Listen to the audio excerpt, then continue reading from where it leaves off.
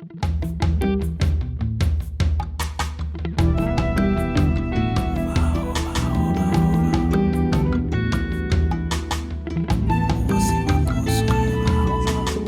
sur notre chaîne de YouTube, leur podcast. Merci d'être avec nous. Je remercie les gens qui nous ont écrit et j'espère que vous avez été bénis par les enseignements concernant l'identité. Comme je vous l'ai dit, beaucoup de gens nous ont demandé nous poser des questions sur l'identité. Et il y a certaines choses que c'est très difficile de les régler lorsqu'on ne sait pas qui nous sommes. Je vais parler... On parlera beaucoup plus tard et comme je vous l'ai mentionné avec mon mari Olivier Akizima qui va intervenir un peu plus tard, on va parler des tempéraments ou des blessures de l'âme. Et puis nous allons surtout parler de la bonne nouvelle parce qu'il ne faut pas seulement parler de choses négatives mais surtout de parler de la solution que nous avons en Jésus-Christ. Et il est très important de connaître l'histoire de l'humanité et de savoir qui nous sommes, comment nous avons été créés et ce qui a mal marché en fait dans le jardin d'Éden. Parce que lorsqu'on est en train de lire la Bible, des fois on peut être un peu perdu et puis des fois on lit, on se pose des questions. Est-ce que c'est notre esprit, notre âme dont on parle? J'ai reçu le Seigneur Jésus mais apparemment il y a certains domaines dans lesquels je ne change pas. Et des fois c'est très frustrant et puis culpabilisant surtout. Donc nous allons prendre le temps de lire et de parcourir, j'espère, avec vous, mais prenez le temps de méditer surtout. Prenez le temps de méditer chez vous, de relire des textes, d'essayer de comprendre, de prier, de demander au Saint-Esprit d'ouvrir les yeux de notre cœur pour comprendre les réalités spirituelles. Comme je vous l'ai dit, dans l'Ancien Testament, dans le Jardin d'Éden, on voit la création de l'homme, de la femme et de l'homme, et qu'à un certain moment, ils acceptent un mensonge qui avait été introduit par le diable au travers d'un serpent, et ce mensonge, il concernait l'identité. Et quand on est en train de lire d'ailleurs, c'est très intéressant de voir que malgré les erreurs que l'homme a commises, que le péché qui a été commis dans le Jardin d'Éden, on a tendance à penser que le péché répulse Dieu. Oui, dans le sens qu'il sait qu'il va nous détruire. Imaginez-vous un petit peu, vous avez des enfants et puis vous voyez un danger qui vient. Vous détestez ce danger parce que vous voyez que ce danger vise votre enfant et votre réaction peut être impressionnante d'ailleurs. Mais ce n'est pas que vous soyez contre votre enfant, mais c'est plutôt contre le danger qui vient attaquer votre enfant. Et lorsqu'on est en train de voir dans la Bible, Dieu n'a jamais été impressionné, entre guillemets, par le péché. Il a toujours détesté le péché parce qu'il allait nous détruire. Mais lui n'a jamais eu peur de péché dans le sens qu'il ne peut pas être atteint par le péché. Et nous voyons que quand Adam et Ève avaient commis le péché, avaient mangé le fruit qui avait été défendu, et ce fruit, il concerne l'arbre de la connaissance du bien et du mal. Connaître le bien et le mal, vouloir décider de nous-mêmes, c'était quelque part créer une indépendance que le diable avait fait aussi au départ, créer une indépendance vis-à-vis de Dieu, disant maintenant je vais juger moi-même ce qui est bien, ce qui est mauvais. Alors qu'au fond, ils vivaient dans la présence de Dieu, ils étaient vraiment, pratiquement ils vivaient dans la foi, ils savaient que Dieu était là, pointé à la ligne.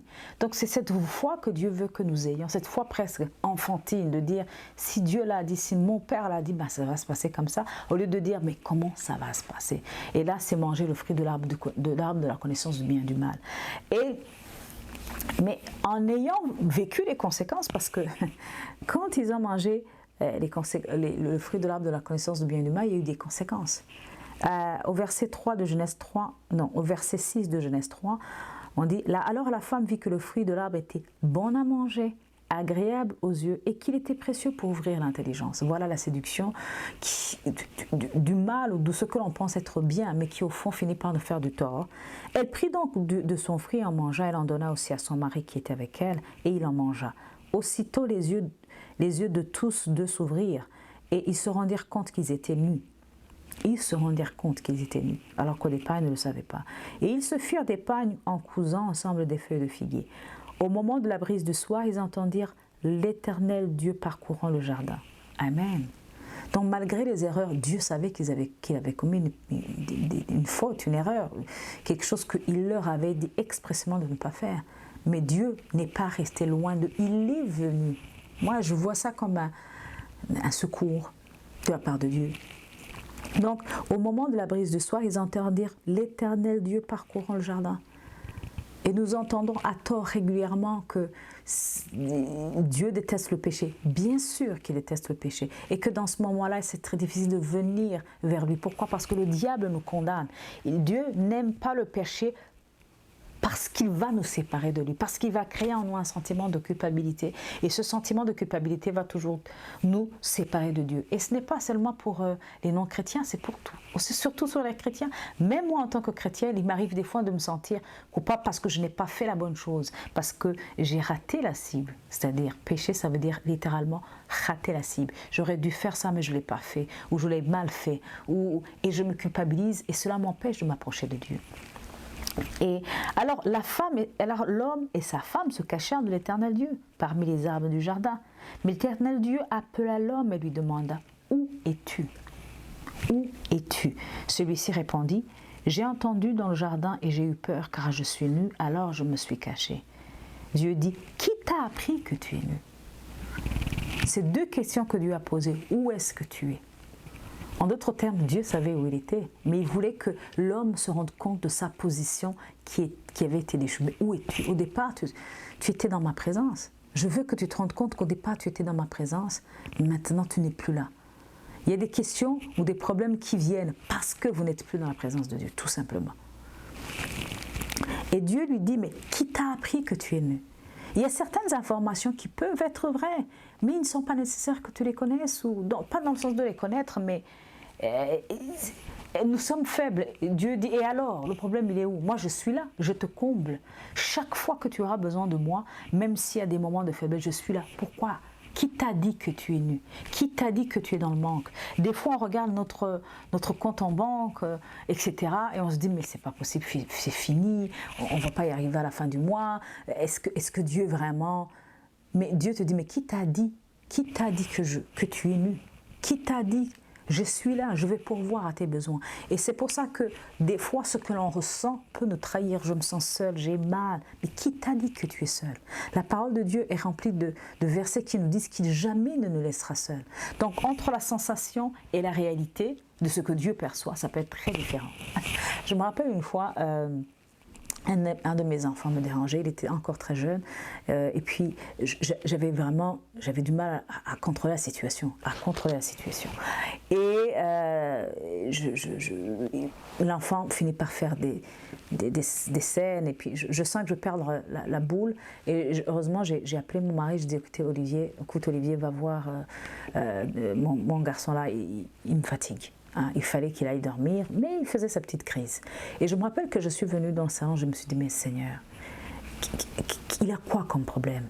C'est vrai qu'il avait un tempérament extrêmement énergique, et après, plus tard, j'ai compris quel était son tempérament, mais au départ, je me disais, il était encore très jeune, je me disais, non, il doit être autiste, il doit avoir un problème, peut-être que... Tu vois, on commence à penser, à cogiter, à voir ce qui est négatif, surtout les mélancoliques comme moi, on se dit, écoute, s'il y a un problème, on va essayer de savoir au moins si le problème existe et de trouver une solution. Et je me rappelle que je suis dans le salon, je me dis, non, Seigneur, il y a un truc qui ne va pas, s'il te plaît. Qu'est-ce qui ne va pas avec mon fils? Et j'ai entendu dans mon cœur, mais tout va très bien. Et j'ai éclaté de rire. Après, je disais, mais tout va très bien, alors qu'il a fait me rendre malade. Factuellement, c'est vrai qu'il y avait des problèmes, entre guillemets. Mais lorsque Dieu parle, il parle spirituellement. Il ne parle pas dans l'âme ou dans le ressenti. Et parce que ce que Dieu dit, il l'accomplit. Et Dieu m'a dit, tout va très bien. Et plus tard, j'ai compris qu'effectivement, c'est juste un tempérament un peu plus bouillon, il avait beaucoup plus d'énergie que ses grandes sœurs qui sont un peu plus calmes, mais il est normal. Et surtout que moi, je n'ai pas de frère, je n'avais pas de référence de jeune garçon dans ma famille, donc j'étais choquée, j'étais perdue. Et puis j'avais un enfant qui avait un tempérament de feu. Et là, entre ce que je pensais être et avec ma pensée médicale en disant s'il a un problème, il faut trouver une solution, mais il faut la trouver beaucoup plus tôt. Mais Dieu m'a dit, il n'y a pas de souci, il n'y a pas de problème. Et malheureusement, nous n'arrivons pas à percevoir, à comprendre, à saisir en disant mais il m'a dit que tout ira bien. Mais pourquoi tout va mal? Parce que la lecture de Dieu, c'est que tout va très bien dans le monde spirituel.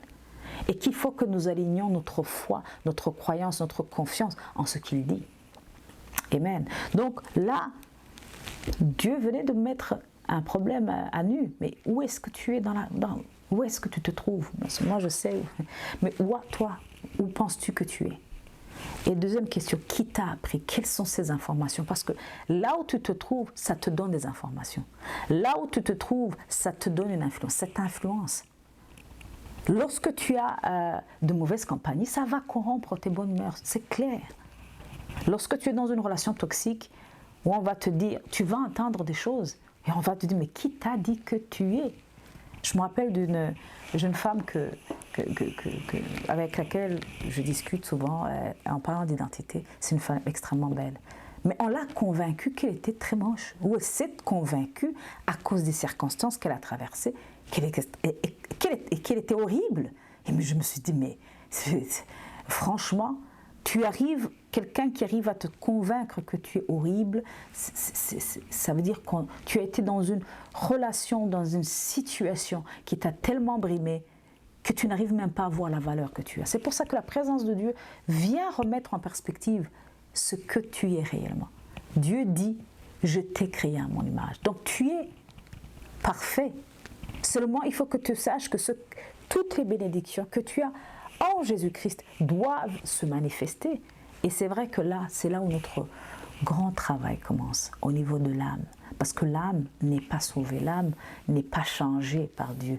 L'âme, c'est notre domaine dans lequel nous allons pas faire des efforts, mais travailler. C'est-à-dire, nous allons nous rendre compte de qui nous sommes et nous allons aligner ce que nous sommes spirituellement et entrer en accord avec notre âme. Parce que d'ailleurs même le roi David disait, mais mon âme bénit l'Éternel. Parce que son âme, des fois, il avait des hauts et des bas, il avait des très bas, et puis il disait, mon âme, je t'ordonne de bénir l'Éternel. Donc on a le droit, et le devoir même, de dire à notre âme, non Nathalie, tu as été mal levée aujourd'hui. Ne pense pas aux événements passés, parce que la parole de Dieu te dit de ne pas penser aux événements passés. Mais voici, je vais faire de nouvelles choses. Et de croire en cette parole, en disant, Dieu est avec moi. Il ne va pas me lâcher. Il m'a béni en Jésus-Christ. Et quand vous commencez à méditer ou à lire la parole de Dieu, la méditation, c'est quoi? C'est prendre le temps de voir ce que Dieu a dit sur toi. Et de prendre le temps d'y penser, d'y réfléchir. Souvent je disais, Seigneur, pourquoi tu ne me parles pas? J'aimerais que tu viennes. Mais dans sa parole, c'est plein de ces paroles, de ces bénédictions, de ces bonnes choses pour moi.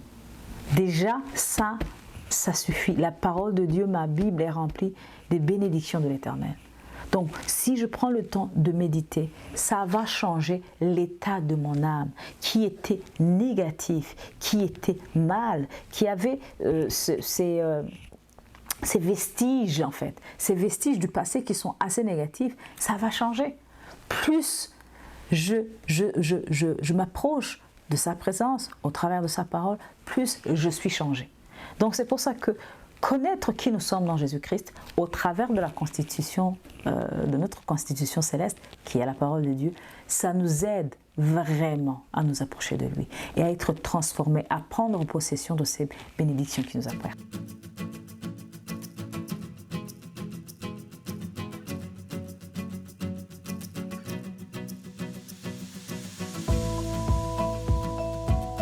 On va revoir un tout petit peu la création de l'homme. Et comme on l'a vu précédemment, nous remarquons que l'homme a été créé comme un être parfait. Et cet être parfait avait la même nature divine au niveau de son esprit. Nous avions le même ADN que Dieu quand l'homme a été créé dans le jardin d'Éden. Et cela aussi avait une implication au niveau de son âme, parce que son âme était parfaite, elle était en bonne santé, elle n'avait aucun problème. L'âme et l'esprit avaient comme demeure dans un corps parfait, qui n'était pas malade, qui n'était pas soumis à la maladie et qui n'était pas soumis à la vieillesse, qui n'était pas soumis à la mort. On pourrait se poser la question, mais donne-nous une référence dans la Bible qui nous dit que nous sommes des êtres en 3 dimensions ou tridimensionnels. On va lire dans 1 Thessaloniciens chapitre 5 verset 23 où Paul dit que le Dieu de paix vous sanctifie lui-même tout entier et que tout votre être, l'esprit, l'âme et le corps soient conservés irrépréhensibles. Donc on voit dans ce verset que l'homme est tridimensionnel. Nous sommes des esprits, nous avons une âme et nous vivons dans un corps. L'homme a été créé dans un environnement parfait, c'est-à-dire qu'il avait tout ce dont il avait besoin. Il pouvait manger de tous les arbres qui se trouvaient dans le jardin d'Éden, à l'exception d'un seul, qui était l'arbre de la connaissance du bien et du mal. C'était un interdit de pouvoir manger ce fruit. Pourquoi? Parce que en mangeant ce fruit, on créait une indépendance vis-à-vis de Dieu. Mais qu'est-ce qui s'est passé pour qu'il y ait un problème dans le jardin d'Éden? Qu'est-ce que ça veut dire le péché? Qu'est-ce que Adam et Ève ont commis pour pouvoir avoir des conséquences dramatiques? On remarque d'abord, comme je viens de le dire, que l'homme était parfait. C'était un être parfait en 3 dimensions. L'esprit, l'âme et le corps n'avaient aucun problème. Mais on voit dans le jardin le diable qui vient parler au travers d'un serpent, qui était l'un des animaux qui avait été créé par Dieu. Le diable finit par prendre cette apparence et tromper qui ça, l'homme parfait, en leur disant, écoutez, si vous mangez du fruit de l'arbre de la connaissance du bien et du mal, vous allez devenir comme Dieu, parce que vous allez connaître le bien et le mal. Malheureusement, cette information a eu effet comme un venin. Le péché, pour moi, c'est comme un venin qui vient détruire les organes vitaux de notre corps, qui vient nous enlever la vie. C'était un mensonge qui a détourné Adam et Ève d'une certaine réalité. Une réalité pour laquelle ils n'avaient jamais été créés. Pourquoi? Parce que la conséquence de cet acte a créé quelque chose d'extraordinairement mauvais. L'homme a été corrompu, son esprit a été corrompu. Son esprit qui avait la même dimension, la même ADN que Dieu, s'est séparé de lui, il est devenu ténébreux. Et son âme, qui était totalement positive, qui n'avait pas été créée pour souffrir, pour vivre dans la douleur, pour être déprimé, opprimé, oppressé, est devenue aussi malade. Et nous voyons que à partir de ce moment-là, le corps est devenu mortel, alors qu'il n'avait pas été créé au départ pour être mortel, ou sujet à la maladie, ou sujet à des problèmes. Alors que Dieu vous bénisse, j'espère que la prochaine fois vous serez avec nous et nous allons plus entrer en profondeur sur ce qui compose notre âme, qui nous sommes réellement au niveau de notre âme, pour pouvoir laisser cette parole de Dieu nous influencer, nous changer, nous transformer, parce que c'est là où nous devons réellement ressembler à Jésus-Christ. Que Dieu vous bénisse, hein. Soyez bénis, priez les uns pour les autres et aussi priez pour moi.